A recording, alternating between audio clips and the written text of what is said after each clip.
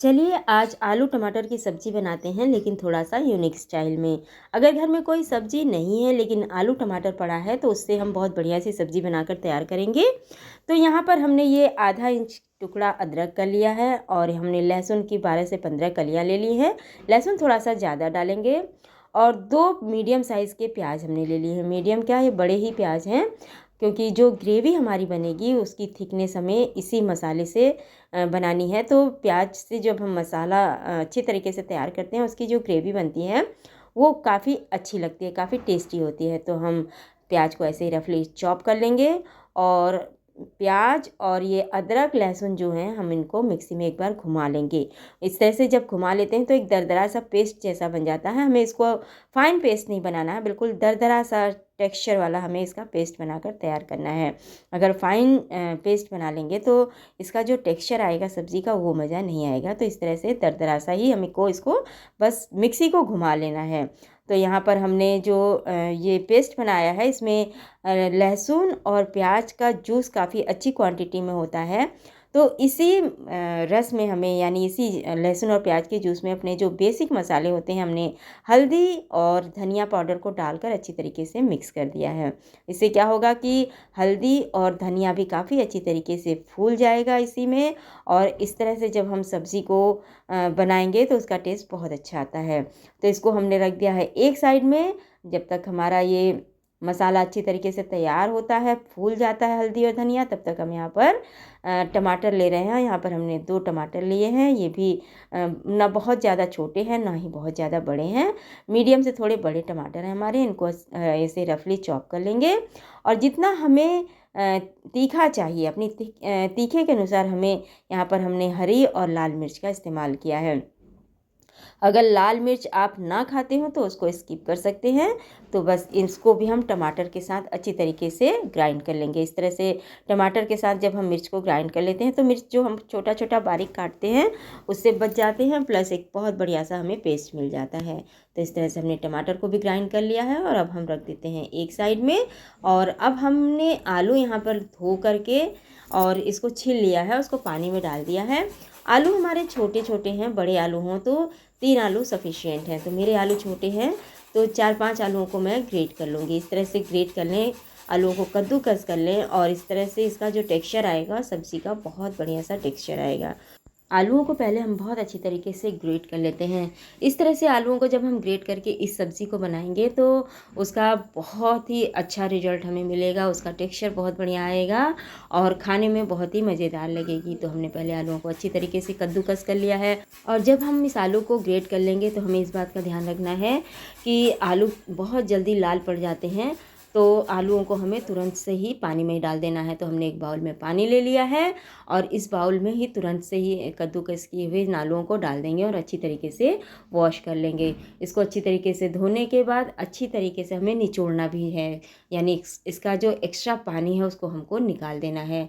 इस तरह से जब हम अच्छी तरीके से इसको स्क्वीज कर लेंगे तो बढ़िया सा हमको आलू के लच्छे मिल जाएंगे और इसी लच्छे में हमें मसाले ऐड करने हैं। अगर हम आलू से ये एक्स्ट्रा पानी नहीं निकालेंगे तो जो मसाले हम बनाएंगे और उसके बाद जब हम इसको फ्राई करने चलेंगे तो ये अच्छे से बन नहीं पाएगा, इसके बॉल्स अच्छे से नहीं बन पाएंगे और हमारी जो सब्ज़ी है उतनी मज़ेदार नहीं बनेगी। तो यहाँ पर हमने ये अरारोट ले लिया है। तो ये हम छोटे चम्मच का इस्तेमाल कर रहे हैं, इसलिए हम कई चम्मच ले रहे हैं, लेकिन अगर बड़े चम्मच से देखें तो 1 बड़े चम्मच के बराबर हमने ये अरारोट ले लिया है और 2 से ढाई चम्मच के बराबर हमने बेसन ले लिया है। यहीं पर हम इसमें स्वादानुसार नमक डाल देंगे। अभी बहुत ज़्यादा नमक नहीं डालना है, बस थोड़ा सा आलू हमारा नमकीन हो जाए उतना ही हमने नमक डाला है और 1 छोटा चम्मच हमने कश्मीरी लाल मिर्च पाउडर डाल दिया है। बस अब इन सभी चीज़ों को हमें अच्छी तरीके से मिक्स कर लेना है और जब हम मिक्स करेंगे तो शुरू में हमें लगेगा कि ये बहुत ड्राई ड्राई सा है, लेकिन टेंशन ना लें, बिल्कुल पानी मिलाने की भूल ना करें, क्योंकि हमने आलू में जो नमक डाला है अभी तुरंत ही आलू अपना पानी छोड़ने लगेगा, ये ज़्यादा मॉइस्ट हो जाएगा और हमें इस जो हम मिक्सचर बना रहे हैं उसका एक बढ़िया सा बैटर मिल जाएगा। तो जब हमारा ये बैटर अच्छी तरीके से तैयार हो गया है, देख लीजिए हमने इसमें बिल्कुल भी पानी नहीं मिलाया है और अच्छे से ये मॉइस्ट हो चुका है। तो हमें इसके छोटे साइज़ के या मीडियम साइज़ के जैसे भी हम बॉल्स पसंद करें उस तरह से हमें इसकी बॉल्स बनाकर तैयार कर लेना है। तो मैंने छोटे छोटे साइज़ के ही बॉल्स बनाए हैं, मीडियम साइज़ के बॉल्स भी बनाए जा सकते हैं। तो इस तरह से पहले हम सारे बॉल्स को बनाकर तैयार कर लेंगे और फिर इनको हमको फ्राई करना है। तो इस तरह से जब हम इस आलू की सब्ज़ी को थोड़ा सा अलग टच दे देते हैं, थोड़ा सा अलग तरीके से बनाते हैं तो उसका स्वाद भी अच्छा होता है, खाने में एक अलग सा यूनिकनेस आ जाता है और खाने वालों को भी मज़ा आता है। तो इस तरह से हमने अपने सारे बॉल्स को पहले बनाकर तैयार कर लिया है और अब चलते हैं इसको फ्राई करने के लिए। तो हमने कढ़ाई को गैस पर चढ़ा दिया है। कढ़ाई हमने थोड़ी बड़ी ली है, इससे क्या होगा कि जो मेरे सारे बॉल्स हैं एक साथ ही फ्राई हो जाएंगे। तो हमने यहाँ पर सरसों का तेल इस्तेमाल किया है, जो भी तेल खाते हो आप वो तेल इस्तेमाल कर सकते हैं। और तेल जब हमारा अच्छी तरीके से गर्म हो जाए तो गैस की फ्लेम को मीडियम कर देंगे और अपने सारे बॉल्स को इस मीडियम हॉट तेल में हमको ट्रांसफ़र कर देना है।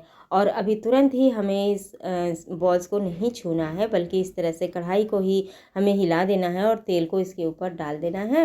जब थोड़ा सा ये नीचे से हमको लगे कि हल्का सा ये पक चुका है मीन्स कि थोड़ा सा फर्म हो गया है, तो हल्के हाथों से हमें इसको स्पून की हेल्प से इसको पलटना है, क्योंकि ये तली पर हल्के से चिपक से जाते हैं। तो इसको बहुत ही केयरफुली हमको पलटना है और ये बहुत इजीली हो जाता है। इस तरह से जब हम पलट लेंगे तो मीडियम फ्लेम पर ही हमको इसको 2-3 मिनट तक अच्छी तरीके से पका लेना है। इस मीडियम गरम तेल में हमको कम से कम 90% तक अपने इन सारे बॉल्स को अच्छी तरीके से पका लेना है, जिससे कि जब हम इसको ग्रेवी में डालेंगे तो जो थोड़ी सी कसर रह जाएगी वो इजीली कुक हो जाएगा और ग्रेवी भी इसके अंदर अच्छे से अब्सॉर्ब हो जाएगी। तो इस तरह से हमने सारे बॉल्स को फ्राई कर लिया है और अब इसको हमें निकाल लेना है। इन बॉल्स को जब हम निकाल लेते हैं तो अगर आप चाय के साथ खाना चाहें तो इनको ऐसे भी चाय के साथ एंजॉय कर सकते हैं। तो तेल हमने कम कर दिया है, इसमें 2 तेज़पत्ता डाल दिया है और 1 छोटा चम्मच हमने जीरा डाल दिया है। और इसके बाद हमने जो लहसुन प्याज के पेस्ट में हमने जो अपने बेसिक मसालों को भिगोया था उन मसालों को डाल देंगे और प्याज के साथ इन सभी चीज़ों को अच्छी तरीके से भून लेंगे। इस तरह से हमारे मसाले और प्याज सभी एक साथ अच्छी तरीके से कुक हो जाएंगे। इसमें लहसुन और अदरक का बहुत अच्छा फ्लेवर आएगा। गैस की फ्लेम को मीडियम रखते हुए ही हमें अपने इन मसालों को भूनना है, नहीं तो मसाले जल सकते हैं और लगातार हमको इसको चलाते रहना है। तो इस तरह से भूनते हुए हम देख सकते हैं कि मसालों से ऑयल सेपरेट होने लगा है, यानी कि हमारे ये मसाले काफ़ी अच्छी तरीके से भुने जा चुके हैं। तो हमने यहाँ पर जो टमाटर और मिर्च को पीस करके रखा था उसको भी इसी में ऐड कर देना है और अब हमें टमाटर को भी बहुत अच्छी तरीके से पूरे मसालों के साथ भून लेना है। इस तरह से जब हम भून करके सब्ज़ी बनाते हैं तो हमारी सब्ज़ी का स्वाद कई गुना बढ़ जाता है। होता वही आलू और टमाटर है, लेकिन हम एक नए स्टाइल में इस टमाटर और आलू की सब्ज़ी को बनाते हैं तो खाने वाले भी खुश हो जाते हैं। तो मसाला हमारा काफ़ी अच्छी तरीके से भुना जा चुका है, मसालों से भी ऑयल सेपरेट होने लगा है। तो हमें कितनी ग्रेवी लगानी है ये हमारे ऊपर डिपेंड करता है। अगर हमें पतली ग्रेवी चाहिए तो हम थोड़ा ज़्यादा पानी डालेंगे। यहाँ पर हमने 1 गिलास के बराबर पानी डाला है और थोड़ा सा हमने ये जो आलू का स्टार्च वाला पानी था उसको भी डाला। इससे क्या होता है कि हमारी जो ग्रेवी होती है बहुत जल्दी गाढ़ी हो जाती है। जैसा कि आप देख सकते हैं हमारी ग्रेवी बहुत अच्छी तरीके से गाढ़ी हो चुकी है, बहुत फटाफट से ही ये गाढ़ी हो जाती है। और स्टार्च वाला पानी डालने के बाद बिल्कुल छोड़ना नहीं है, इसको लगातार चलाते रहना है और इसको हमें एक उबाल आने तक अच्छी तरीके से पका लेना है। और हमने थोड़ा सा ही नमक डाला था सिर्फ अपने मिक्सचर में, तो अब अपने सब्जी के स्वाद के अकॉर्डिंग इसमें नमक डाल देना है और गैस की फ्लेम को लो टू मीडियम रखते हुए 2-3 मिनट तक अच्छी तरीके से पकने देना है, क्योंकि ग्रेवी का पकना भी बहुत ज़्यादा ज़रूरी है। मसाले तो हमारे बहुत अच्छी तरीके से भुने जा चुके हैं, लेकिन अगर ग्रेवी अच्छी तरीके से नहीं पकेगा तो फिर मज़ा नहीं आएगा।